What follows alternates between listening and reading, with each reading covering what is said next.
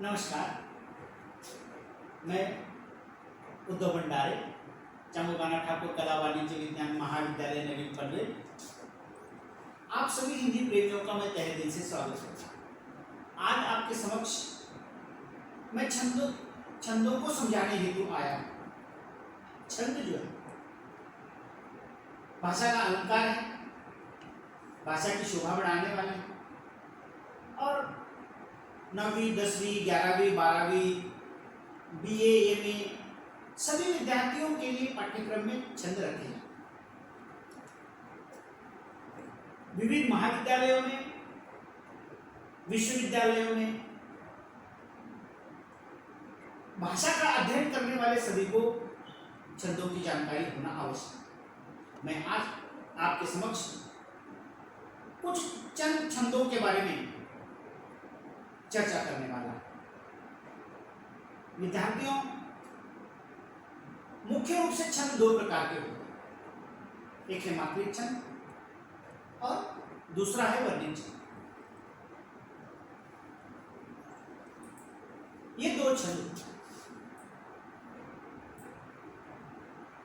हमने अपनी सुविधा हेतु और वीडियो थोड़ा छोटा हो इस हेतु मात्रिक छंद 8 और वर्णिक छंद 8 ऐसा इसका विभाजन करके आपके सामने मैं रखने का प्रयास करूंगा। पहले वीडियो में मात्रिक छंद ले लूंगा और दूसरे वीडियो में वर्णिक छंद आपके समक्ष रखने का प्रयास करूंगा।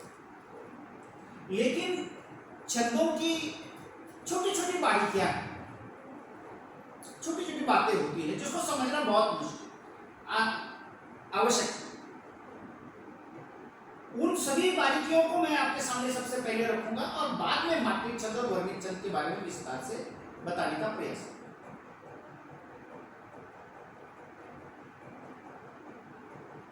वैसे तो मुख्य रूप से अलंकार दो प्रकार के होते हैं, लेकिन एक तीसरा अलंकार भी, तीसरा छंद भी है। ज्यादातर वो पाठ्यक्रम में रखा नहीं जाता।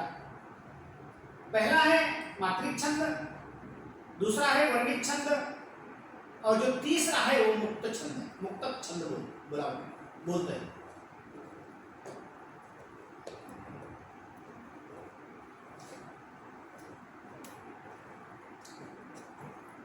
मात्रिक छंद को भी बाद में 3 भागों में विभाजित किया जाता है। नंबर 1 सममात्रिक छंद, अर्ध सममात्रिक छंद और विषम मात्रिक छंद। अब ये एक को थोड़ा बहुत समझने की कोशिश करते हैं।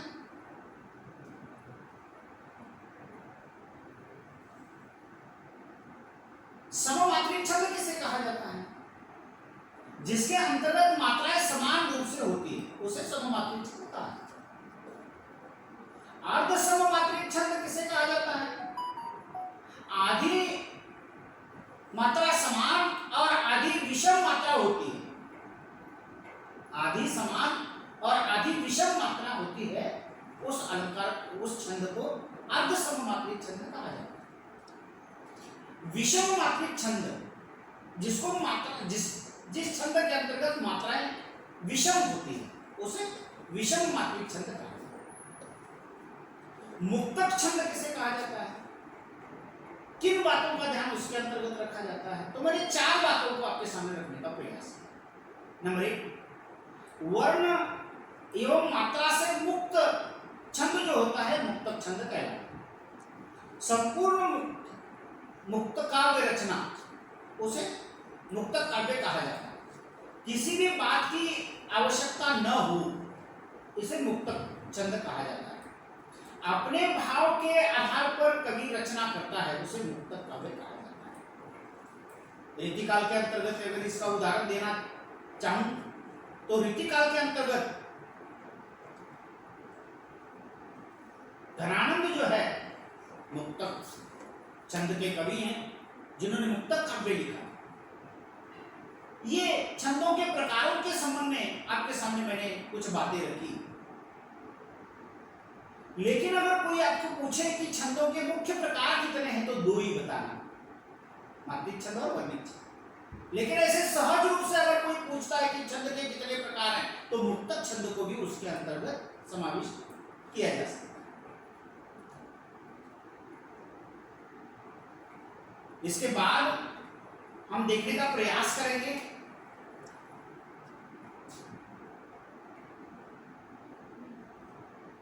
कि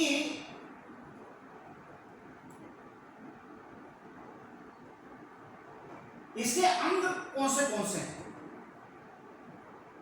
छंद के अंग कौन से हैं इसका परिचय सबसे पहले करना पड़ेगा, तभी जाकर हम आगे बढ़ सकते हैं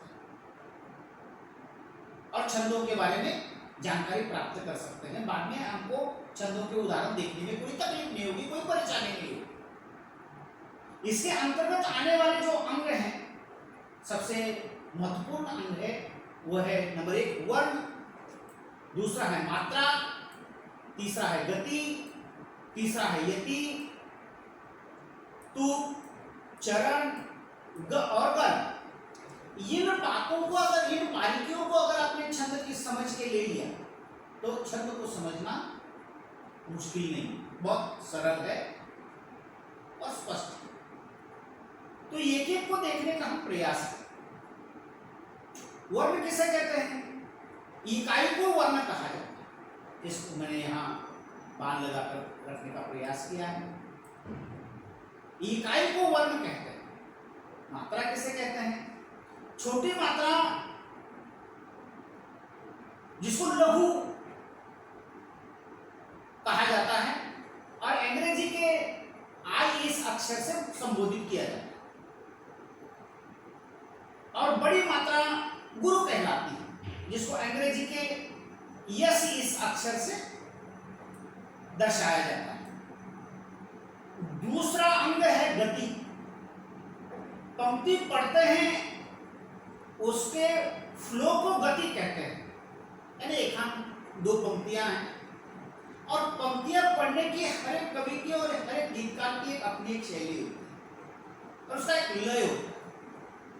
तो वो पढ़ते समय गीतकार या कवि अपनी गति को कैसे रखता है, गति कैसे, इसको गति कहा जाता है। यानी पंक्ति पढ़ते समय या पढ़ते हैं उसके फ्लो को गति कहते हैं। ये फ्लो शब्द ध्यान में रखना। उसके बाद है यति। कुछ शब्दों के बाद कॉमा आता है, ये कॉमा है। कुछ शब्दों के बाद कॉमा आता है, उसे यति कहते हैं। मात्राओं का ठहराव होता है, उसे यति कहा जाता है। उदाहरण के तौर पे जाका गुरु भी अंधरा, चेला करा निरंतर, अंधे अंधा ढेलिया, दोनों को पढ़ते। इसमें ठहराव जो है, ये यति जो है, कॉमा जो है, जाका गुरु भी अंधरा, मैं रुक गया यहाँ पर, कॉमा आ गया। चेला खरा निरंतर, पूर्णविराम हो गया, वहां यति हो गई। अंधे अंधा ढेलिया, कॉमा आ गया। दोनों को पढ़ंत, यानी यहाँ पूर्णविराम हो गया। यानी ये दो जगह पर जब जहां कॉमा आ गया इसको यति कहा। मैं उदाहरण लिखवाकर भी आपके सामने रख सकता था, लेकिन समय अभाव के कारण मैंने उसको केवल आपको बोल के दिखाने का प्रयास किया। उसके बाद है तुक। किसे कहते हैं? अंतिम शब्द एक जैसे उच्चारण वाले होते हैं, उसे तुक कहा जाता है। इसका उदाहरण नहीं देना चाहूंगा, आगे जब हम छंद देखेंगे उसके अंतर्गत तुक का वगैरह प्रयोग मैंने किया हुआ है, वहां पर आपको उदाहरण दिख जाएगा। चरण किसे कहते हैं? किसी भी कविता में 1/4 भाग चरण कहलाता है। 1/4 भाग चरण कहलाता है। वह पहला चरण, दूसरा चरण, तीसरा चरण ऐसे। उसके बाद है गण। किसे कहा जाता है? इसका भी मैंने विश्लेषण करने का प्रयास किया है। 3 वर्णों को या 3 वर्णों के समूह को गण कहते हैं। जैसे कमल शब्द है, चरण शब्द है, पलक शब्द है, कोमल शब्द है। ये तीन तीन वर्णों का समूह है और तीन वर्णों के समूह को गण कहा जाता है।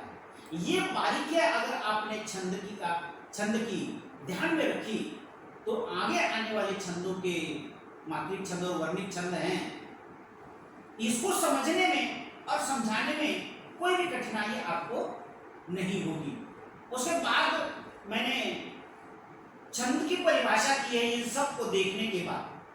तो वर्ण, मात्रा, गति, यति, तु, चरण, गण इत्यादि से मुक्त काव्य रचना ही छंद, युक्त काव्य रचना ही छंद कहलाती है। इन सभी बातों को ग्रहण करके युक्त से युक्त काव्य रचना छंद कहलाती है। यानी छंद के अंतर्गत इन सभी बातों का समावेश होता है। वर्ण का होता है, मात्रा होती है, गति होती है, यति होती है, तुक होते हैं, चरण होते हैं और गण होते हैं। इन सभी बातों को मैंने आपके सामने रखने का प्रयास किया।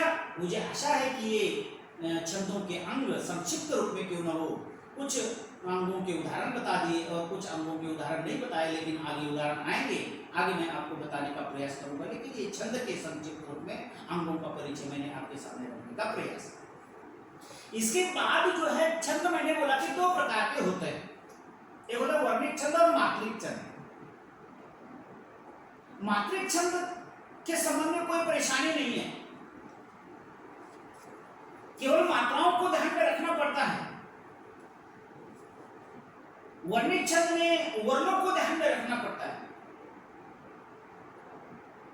मात्रिक छंद में मात्राओं को ध्यान में रखना पड़ता है और वर्णिक छंद के अंतर्गत वर्णों को ध्यान में रखना पड़ता है। लेकिन वर्णिक छंद को देखते समय एक सूत्र को ध्यान में रखना बहुत जरूरी है और वो सूत्र है यमाता राजभान सलगा। ये सूत्र है,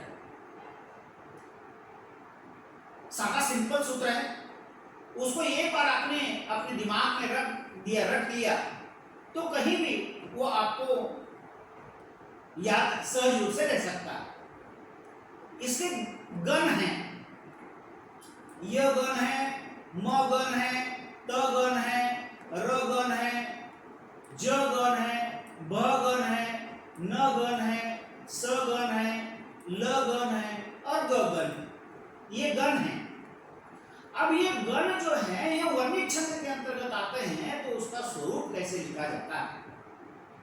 और परीक्षा जब आती है, परीक्षा के अंतर्गत आपको इस प्रकार से पूछा नहीं जाता है, बल्कि एक वर्णिक छंद दिया जाता है और वर्णिक छंद का फिर उदाहरण लिखना पड़ता है, परिभाषा लिखनी पड़ती है, स्पष्टीकरण देना पड़ता है। तो उस समय में आपको बिना देखे अपने दिमाग में जो सूत्र है ये माता राजे भाने से लगा, ये सूत्र ध्यान में रखते हुए ये के गण अगर निकालना है तो वो कैसे निकाले जाते हैं, इसका एक प्रैक्टिस या उदाहरण मैं आपके सामने इस टेबल के माध्यम से रखने का प्रयास करूंगा। अगर मुझे ये गण निकालना है तो ये गण की कैसे, गण की परिभाषा क्या है? गण की परिभाषा है कि तीन वर्णों का एक गण होता है। तो फिर ये गण अगर निकालना है तो ये से तीन वर्ण आप गिनते चले जाओ। य माता, यहां लिखा मैंने य माता, तो इसका रूप हो गया लघु गुरु गुरु। म गण निकालना है, म से तीन वर्ण ले लो, माता रा, तो तारा मातारा, गुरु गुरु गुरु, इसका रूप लिया। तो ताराज, गुरु गुरु लघु, रगन राजभा, गुरु लघु गुरु, जभान, लघु गुरु लघु, भगन भानस, गुरु लघु लघु, नसल, लघु लघु लघु, सगन सलगा, लघु लघु गुरु। और बाद में जो आखिर ल और ग ये दो वर्ण बचते हैं, क्योंकि तीन वर्णों का एक गण होता है, तो ल को लघु कहा गया और ग को गुरु कहा गया। तीन वर्ण न होने के कारण आखिरी तीन दो शब्द जो हैं इसको लघु और गुरु के रूप में रखने का प्रयास किया। ये सूत्र आप अवश्य ध्यान में रख सकते हैं, ये माता राजे भाना सलगा। अब स्वर कितने प्रकार के होते हैं ये भी चलते चलते आप देख लीजिएगा। स्वर दो प्रकार के होते हैं, एक है ह्रस्व स्वर और दीर्घ स्वर। अब ह्रस्व किसे कहा जाता है और दीर्घ किसे कहा जाता है, ये भी आपको ध्यान में आना चाहिए। अ उ रु ये मात्रा वाले स्वर लघु होते हैं, ये ध्यान रखना। दीर्घ स्वर किसे कहते हैं, ह्रस्व स्वर यानी छोटी मात्रा, अ ई उ रु ये चतुर्विद एक मात्रा वाले स्वर होते हैं।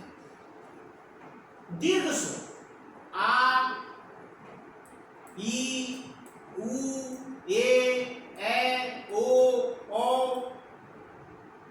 मानक यहां तक ही माना जाता है, यानी ये मानक और अह ये भी है, लेकिन इसके पहले इसका उल्लेख इसके अंतर्गत नहीं किया जाता। इसके नियम क्या है, मैंने दो नियम निकाले। मैंने जब अध्ययन किया तो उसके अंतर्गत से मुझे लगा कि इन दो नियमों का उल्लेख विद्यार्थियों के सामने अगर किया जाए तो विद्यार्थियों को इसका फायदा होगा। नंबर 1 है और नंबर 2 है। पहला त्र एक संयुक्त अक्षर है, इस प्रकार के अन्य संयुक्त अक्षर के पहले वाली लघु मात्रा, इसको ध्यान में रखना। त्र एक संयुक्त अक्षर है, त और र को जोड़कर त्र बन गया।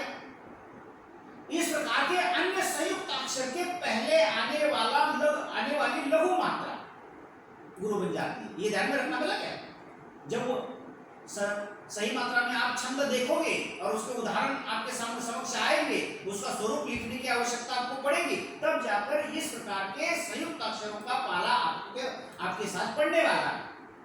तो ये नियम आपको वहां लागू पड़ सकता है। त्र तो आधा और र पूरा है। त्र दूसरा नियम है, मैंने बनाने का प्रयास किया। संयुक्त अक्षर के पहले वाला अक्षर पहले ही दीर्घ मात्रा में है तो वह संयुक्त मात्रा लघु ही रहेगी। ये एक देख लेना। ये दो नियम मैंने इसके अंतर्गत आगे आने वाली समस्याओं को पहले मैंने आपके सामने रखने का प्रयास किया ताकि आपको बाद में परेशानी न हो। पहला है त्र एक संयुक्त अक्षर है, इस प्रकार के अन्य संयुक्त अक्षर के पहले आने वाली लघु मात्रा गुरु बन जाती है। दूसरा नियम है संयुक्त अक्षर के पहले वाला अक्षर पहले ही दीर्घ मात्रा में है तो वह संयुक्त मात्रा लघु ही रहेगी। ये ध्यान में रखना। आगे अब देखते हैं मात्रिक छंद।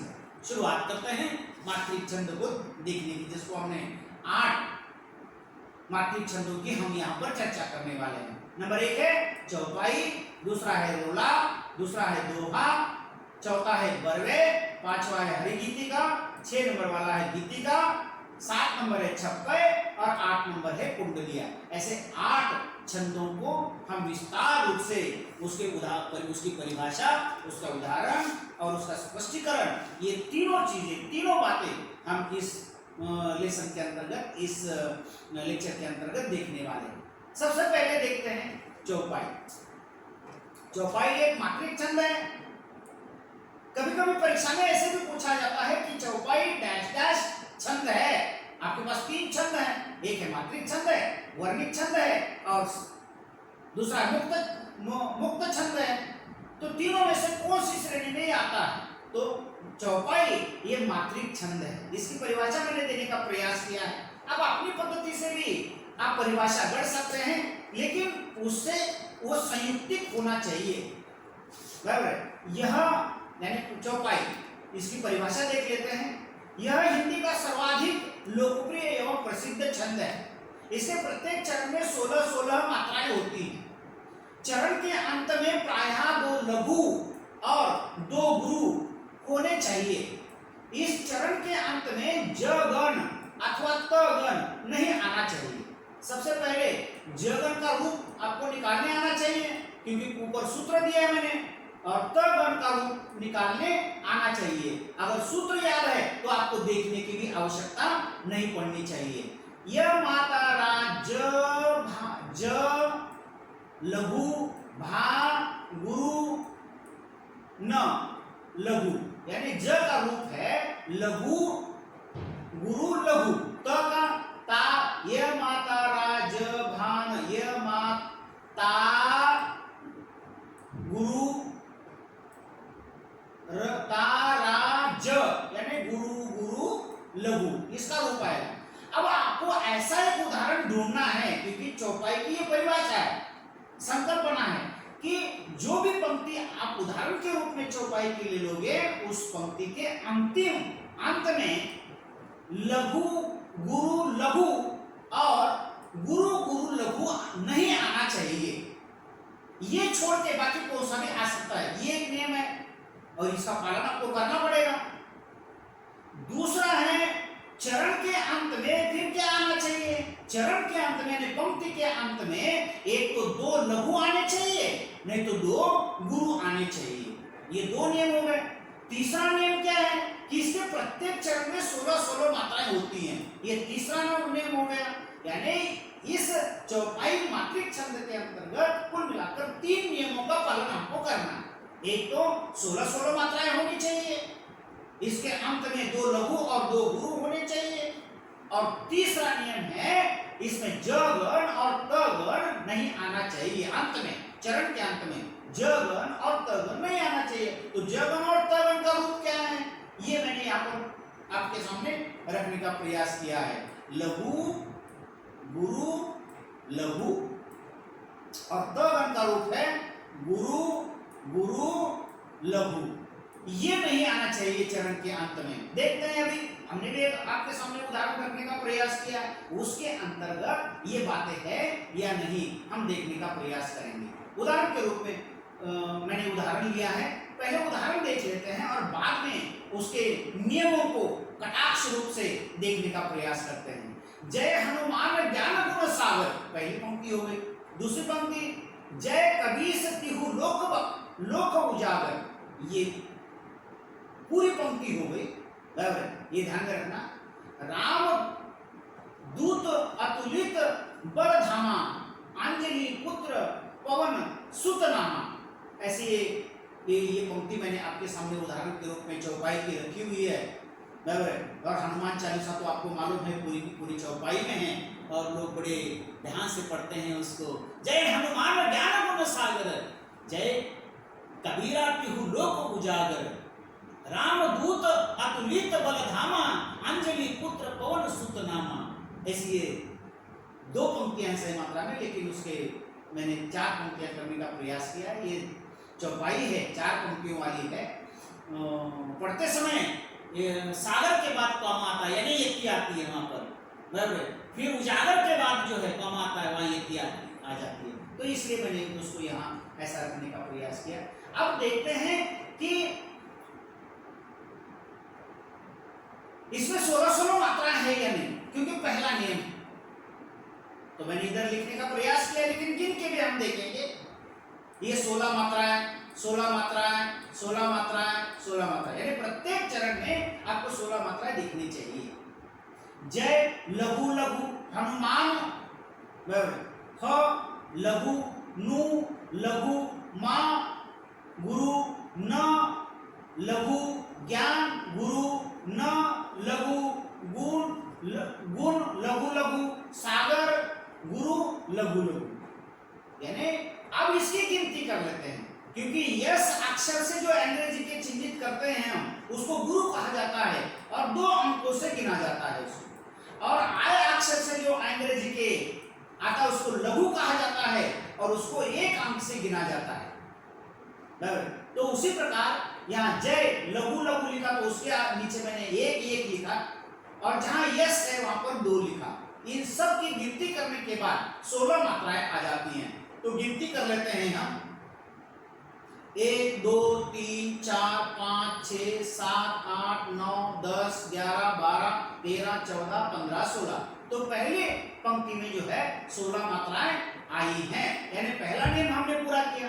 दूसरा नियम क्या है, इस चरण के अंत में एक तो 2 लघु होने चाहिए, नहीं तो 2 गुरु होने चाहिए। अब इस पंक्ति को मैंने जो आपके सामने रखा तो उसमें 2 लघु आए हैं या 2 गुरु आए हैं, ये हम देखने का प्रयास करेंगे। तो ये सागर जो है गर, यानी दो अंतिम शब्द जो है वो लघु है, इसलिए लघु लघु ये आपके सामने आ गया। यानी ये भी नियम पूरा किया, यानी एक तो दो लघु आने चाहिए, नहीं तो दो गुरु आने चाहिए। इसमें दोनों में से कौन सा भी एक आ सकता है। तीसरा नियम क्या बोला उन्होंने, ज गण और त गण नहीं आना चाहिए, और ज गण और त गण का रूप क्या है, लघु गुरु लघु या गुरु गुरु लघु। आप इन पंक्तियों के अंतिम 3 अक्षर देखकर ये तय करो कि लघु गुरु लघु और गुरु गुरु लघु। इस प्रकार से आपको किसी भी पंक्ति के अंतिम 3 अक्षर नहीं दिखाई देंगे, बल्कि उसके उलट हैं, यानी 2 लघु और 2 गुरु के रूप में यहाँ पर देखने के लिए मिलते हैं। दूसरी पंक्ति देख लेते हैं, जय कबीर सतिहु लोक उजागर, यानी इसका भी रूप मैंने जो है जय लघु लघु, कबीर लघु गुरु, स लघु, तिहु लघु लघु, लोक गुरु लघु, उजागर लघु गुरु लघु लघु, और इसको एक जो आय अक्षर से चिन्हित है उसको 1 अंक से गिना, जो यस अक्षर से गिना हुआ अंग्रेजी के यस अक्षर से चिन्हित किया है उसको 2 अंक से गिना, और ऐसे 16 मात्राएं जो है इसके अंतर्गत आपको देखने के लिए मिलती है। अब इन सभी नियमों का, तीनों नियमों का, ये पंक्ति ने अगर नियमों का पालन किया तो बाकी 3 पंक्तियां भी उसी नियम का पालन करनी चाहिए। और यहाँ पर ये हनुमान चालीसा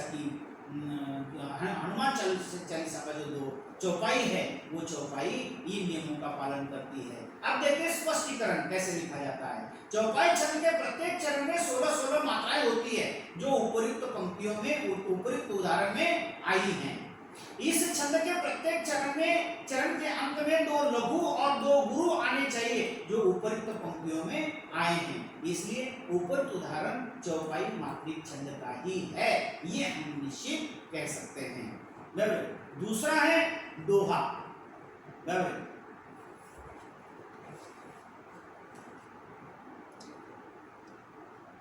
दोहा को देखने का हम प्रयास करेंगे।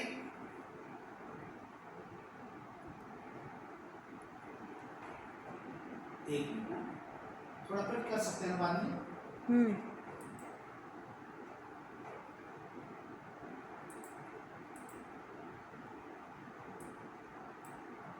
ओके, तो हमने बाद में किया था 2।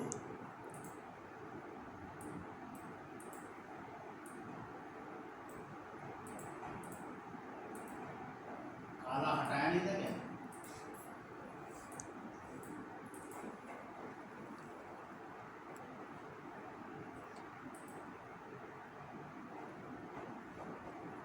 बहुत देर लगेगी बोले कैसे। दोहा हमारा ओके। नंबर 2 दोहा है, नंबर 2 वाला। इसकी परिभाषा है, दोहा मात्रिक छंद के पहले और तीसरे अर्थात विषम चरणों में 13-13 मात्राएं होती हैं। दोहा छंद का ये पहला नियम है। दोहा एक मात्रिक छंद है, और दूसरी बात इसके पहले और तीसरे अर्थात विषम चरणों में 13-13 मात्राएं होती हैं, तथा दूसरे और चौथे अर्थात सम चरणों में 11-11 मात्राएं होती हैं। इस प्रकार इसके प्रत्येक चरण में 24 मात्राएं होती हैं। ये दोहा छंद की नियमावली है या परिभाषा है या संकल्पना को संकल्पित करने का प्रयास किया है। अब इसके संबंध में उदाहरण हम देख लेते हैं कि सही मात्रा में इसका उदाहरण है या नहीं। इसका उदाहरण लिया मैंने, मेरी भव बाधा हरो राधा नागरी सोए, जा तन की झाई परे शामो हरित दुती होए। ऐसा मैंने उदाहरण लिया है, और देख लेते हैं कि सही मात्रा में ये कॉमा जो दिया है ये यति है। यति भी देना चाहिए था, लेकिन इसके अंतर्गत यति परिभाषा के अंतर्गत देने का प्रयास नहीं किया। तो देख लेते हैं कि मेरी भव बाधा हरो, कॉमा दिया, राधा नागरी सोए ये पहला चरण हो गया, और राधा नागरी सोए ये एक चरण हो गया, जा तन की झाई परे एक चरण हो गया, शामो हरित दुती होए एक चरण, यानी 4 चरण। तो देख लेते हैं कि पहला नियम क्या है। पहले और तीसरे, ये पहला चरण बराबर, ये दूसरा चरण, ये तीसरा चरण और ये चौथा चरण, ऐसे 4 चरण। इन 4 चरणों में से पहला और तीसरा चरण जो है इसमें 13-13 मात्राएं होती हैं, यानी ये दोनों जो हैं पहला और तीसरा, दूसरा और चौथा, तो इसमें 13-13 मात्राएं होनी चाहिए। तो मेरी भव बाधा हरो, यानी मेरी गुरु गुरु, भव लघु लघु, बाधा गुरु गुरु, हरो लघु गुरु। अब इसकी गिनती कर लेते हैं। 2 4 5 6 7 8 9 10 11 12 13, यानी पहले चरण में 13 मात्रा आ गई। तीसरा चरण जो है उसकी भी देख लेते हैं। जा तन की झाई परे, जा लघु तन लघु लघु, की गुरु झाई गुरु गुरु, परे लघु गुरु, इसकी भी गिनती कर लेते हैं। 2 4 5 6 7 8 9 10 11 12 और 13, यानी जहां कॉमा दिया है वहां पर रुकने के बाद 13 मात्राएं होती हैं। यानी ये नियम भी हमने पूरा कर लिया कि मात्रिक छंद के पहले और तीसरे अर्थात विषम चरणों में 13-13 मात्राएं होती हैं। अब देख लेते हैं सम चरणों में, यानी दूसरे और चौथे चरण में 11-11 मात्राएं हैं या नहीं। राधा नागरी सोए, गुरु गुरु, नागरी गुरु लघु लघु, सोए गुरु लघु, इसकी गिनती कर लेते हैं। 2 4 6 8 9 10 और ये 11, यानी ये 11 नंबर, तो इसको प्लस करें, 13 + 11 टोटल कितना हो गया 24, यानी इसके प्रत्येक चरण में कुल मिलाकर 24 मात्राएं होती हैं। ये टोटल हो गया, यानी हमने क्या किया 13 + 11 बराबर 24 मात्राएं। ये भी नियम पहली पंक्ति के अंतर्गत पूरा हो गया। वही नियम दूसरी पंक्ति के लिए भी लागू होगा। और जा तन की झाई परे, श्यामु हरित दुखी होए, ये दोहा का उदाहरण, यानी सतसैया की दोहरे, यानी मेरी भव बाधा राधा नागरी सोए, जा तन की झाई परे, बिहारी की पंक्तियां हैं ये। और वो दोहा सतसैया, यानी पूरी की पूरी बिहारी सतसई, ये दोहों के अंतर्गत लिखी गई है बराबर है। और वो दोहा का ये सतसैया का पहला नहीं कहेंगे, लेकिन सतसैया की दोहों को यहाँ पर मैंने उदाहरण के रूप में देने का प्रयास किया है। तो स्पष्टीकरण देख लेते हैं। ऊपर उदाहरण के विषम चरणों में अर्थात पहले और तीसरे चरणों में 13-13 मात्राएं होती हैं जो पूर्व उदाहरण में है, तथा सम चरणों में अर्थात दूसरे और चौथे चरणों में 11-11 मात्राएं होती है। उपरोक्त पंक्तियों में ये 11-11 मात्राएं भी आई हैं, इसलिए ऊपर उदाहरण दोहा मात्रिक छंद का ही है। उसके पश्चात देख लेते हैं गीतिका। गीतिका एक मात्रिक छंद है, इसकी परिभाषा देख लेते हैं। गीतिका मात्रिक छंद में 26 मात्राएं होती हैं, इसके प्रत्येक चरण में 26 मात्राएं होती हैं। इस छंद में 14 तथा 12वें वर्ण पर यति होती है। अब यति क्या है, मैंने इंट्रोडक्शन के अंतर्गत आपको बताने का प्रयास किया, दोबारा से यहाँ बताने की आवश्यकता नहीं पड़नी चाहिए। यानी जहां ठहराव होता है उसको यति कहा जाता है। इसके प्रत्येक चरण के अंत में एक लघु और एक गुरु होना चाहिए। ये भी नियम गीतिका के अंतर्गत पालन हमें करना पड़ेगा। देखते हैं कि ये हमने जो उदाहरण लिया हुआ है उसके अंतर्गत गीतिका के सभी संकल्पना के या परिभाषा के नियमों का पालन किया गया है या नहीं किया गया है, और नहीं किया गया तो हम करने का प्रयास करेंगे। उदाहरण है, हे प्रभु आनंददाता ज्ञान हमको दीजिए। हे प्रभु आनंददाता ज्ञान हमको दीजिए, शीघ्र सारे दुर्गुणों से दूर हमको कीजिए। ये दो पंक्तियां हैं। हे प्रभु प्रभु आनंददाता ज्ञान हमको दीजिए, शीघ्र सारे दुर्गुणों से दूर हमको कीजिए, लीजिए हमको चरण चरण में, हम सदाचारी बने, ब्रह्मचारी धर्म रक्षक वीर व्रतधारी बने। ये प्रार्थना है। और सभी बच्चे स्कूल में हम गाया करते थे कि ये प्रार्थना सभी को मुझबानी याद हुआ करती थी। उसी को मैंने उदाहरण के रूप में आपके सामने रखने का प्रयास किया ताकि आपको भी आसान चले जाए। बराबर। तो देख लेते हैं, हे प्रभु आनंददाता। 14 तथा 12वें वर्ण पर यति होती है एक का। यहाँ पर 14 प्लस 12 टोटल कितना है 26, यानी 26 मात्राएं होनी चाहिए। हे प्रभु, हे गुरु प्रभु। अब यहां आपको पहले जो मैंने 2 नियम बताए थे उस नियम का पालन करना पड़ेगा आपको। प्रभु प्रभु ये शब्द आ गया, प्र आ गया, यानी संयुक्त वर्ण है, तो वो नियम आपको यहां लागू करना पड़ेगा। इसलिए प्र जो है ये गुरु होने के बावजूद भी लघु बन जाता है। हे प्रभु यानी लघु गुरु, लघु गुरु, आनंददाता। यहां पर भी उसी प्रकार का नियम का पालन करना पड़ेगा। आनंद गुरु गुरु, लघु गुरु गुरु, यहाँ कॉमा है, यति होती है यहाँ पर, यानी 14वें। अब इसकी गिनती करो, 2 3 4 5 6 7 8 9 10 11 12 13 14, ये 14वें वर्ण पर यति हो गया और टोटल 14 हो गया। और आगे की पंक्तियां ज्ञान हमको दीजिए, इसका पूरा 12 वर्ण 12 मात्राएं होती हैं।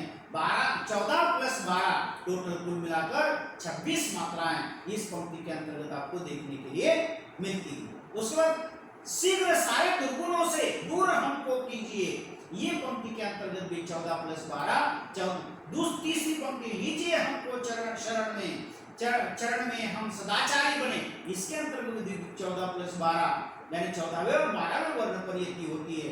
ये नियम जो है बराबर लागू हो जाता है और टोटल मिला के कितना होता है 26 मात्राएं होती है।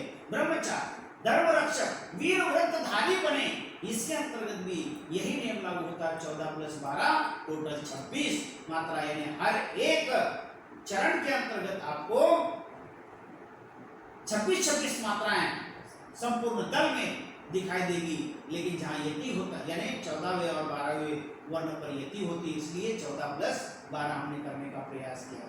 उपरोक्त उदाहरण के प्रत्येक चरण में 26 मात्राएं होती हैं जो उपरोक्त उदाहरण में आई हैं। इसके प्रत्येक चरण में 14वीं और 12वीं मात्रा पर यति हुई है। इसके प्रत्येक चरण के अंत में एक लघु और एक गुरु आया है, देख लेना।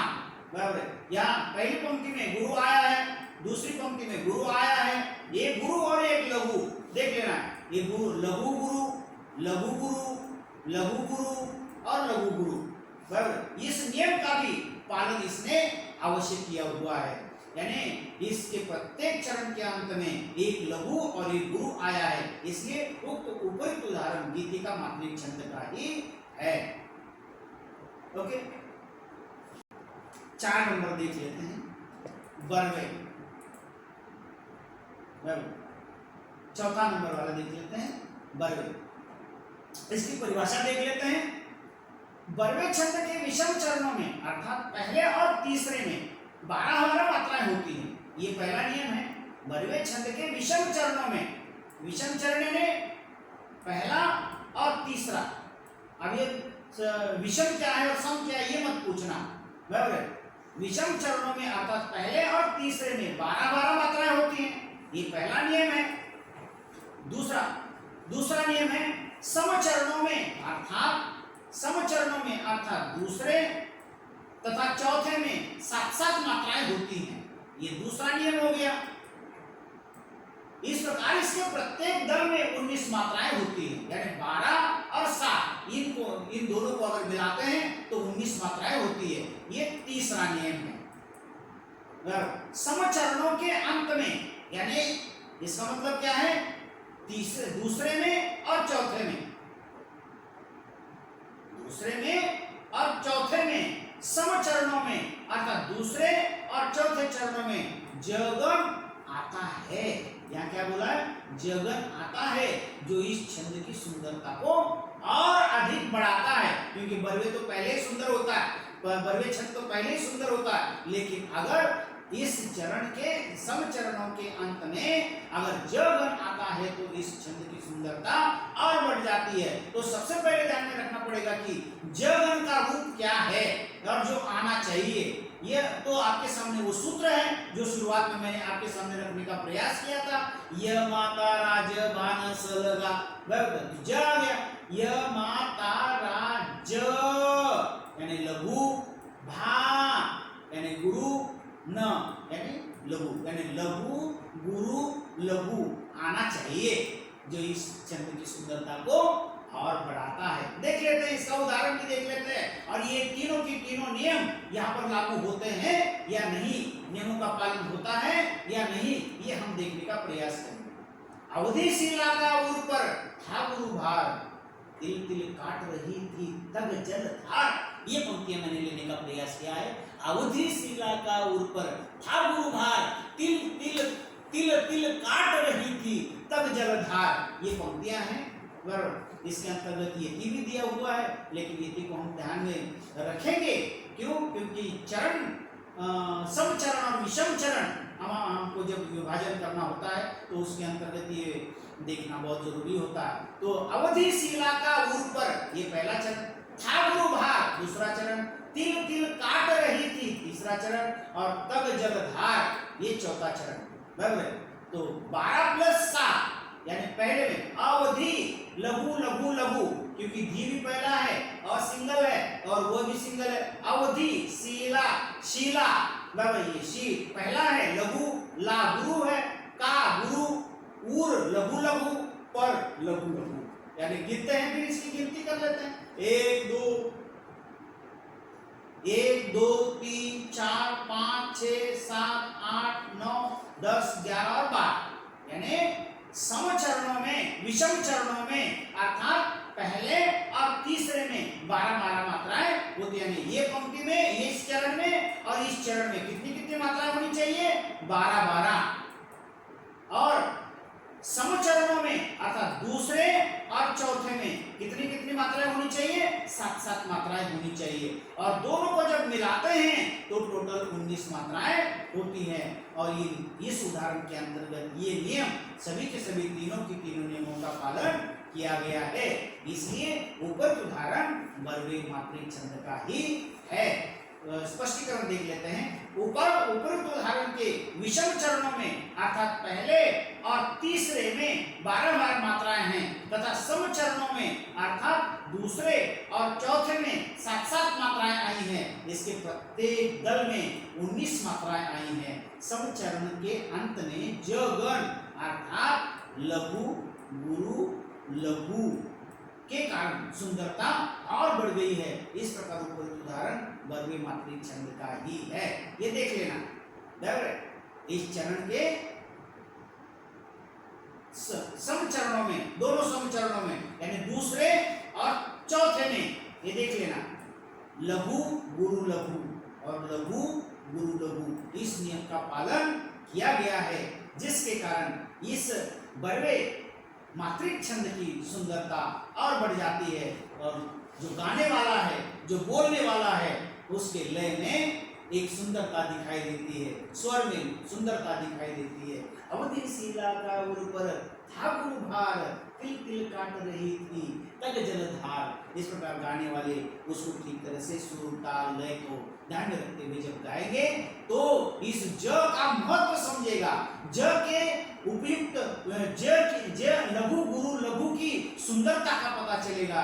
लेकिन जो गाते नहीं है और जिसको गाने नहीं आता है, इसका पता उसको नहीं चलेगा। उसके बाद है रोला, इसके बाद वाला छंद है मात्रिक छंद रोला। इसकी परिभाषा है, रोला मात्रिक छंद के प्रत्येक चरण में 24 मात्राएं होती हैं। इस छंद में 11वें मात्रा पर यति होती है। इसमें एक ही नियम है कि प्रत्येक चरण में 24 मात्राएं होती है और 11वें मात्रा पर यति होती है, बराबर। और टोटल मिला के क्या होता है? 24 मात्राएं होती हैं। ये भी बहुत प्रसिद्ध पंक्तियां हैं और सबको याद होने जैसी है, उतनी कठिन नहीं है। लेकिन इसमें 4 पंक्तियां होती है, लेकिन मैंने यहाँ पर 3 ही पंक्तियां लेने का प्रयास किया। इसके पीछे कारण एक अलग प्रकार का कारण है, उसको मैं यहाँ उसका उल्लेख करना नहीं चाहूंगा। ताली देकर नाच रहे थे रुद्र कपाली, ये पहली पंक्ति है, बराबर, पहली पंक्ति है। बनमाली बनी जपा फूलों की डाली, रणचंडी पर चढ़ी बड़ी काली मतवाली, ऐसी 3 पंक्तियों को का उल्लेख मैंने यहाँ पर करने का प्रयास किया है, जिसको हम देखेंगे। ये ताली देकर नाच रहे थे, रुद्र कपाली, लघु गुरु गुरु गुरु, लघु लघु गुरु, लघु लघु गुरु गुरु, यहाँ पर कॉमा है यार, तो यहाँ 11 मात्राएं आ जाती हैं और आगे जो है 13 मात्रा आ जाती है। रुद्र कपाली 2 1 2 3 4 5 6 7, यानी टोटल मिला के, कुल मिला के कितना होता है, 24 मात्राएं होती हैं, बराबर। तो आगे वीडियो ज्यादा बड़ा होने के कारण इसको हम यही समाप्त कर लेते हैं। आगे जो 4 बच जाते हैं, 4 मात्रिक छंद के 4 जो होते हैं, उसको हम अगले वीडियो के अंतर्गत रखने का प्रयास करेंगे। अब यहाँ पर मैं अपने वक्तव्य को पूर्ण विराम देता हूँ, और वीडियो बड़ा होने के कारण उसका छोटा ही आपके समक्ष अगर आता है तो आपको अच्छा लगता है। आपका बहुत बहुत धन्यवाद। अगले वीडियो के अंतर्गत हम मिलने का प्रयास करेंगे, जो कि मात्रिक छंद के ही जो बचे हुए 4 छंद है उसको हम देखने का प्रयास करेंगे। ये रोला भी हम दूसरे छंद के अंतर्गत देखेंगे। ओके, धन्यवाद। आपका अच्छा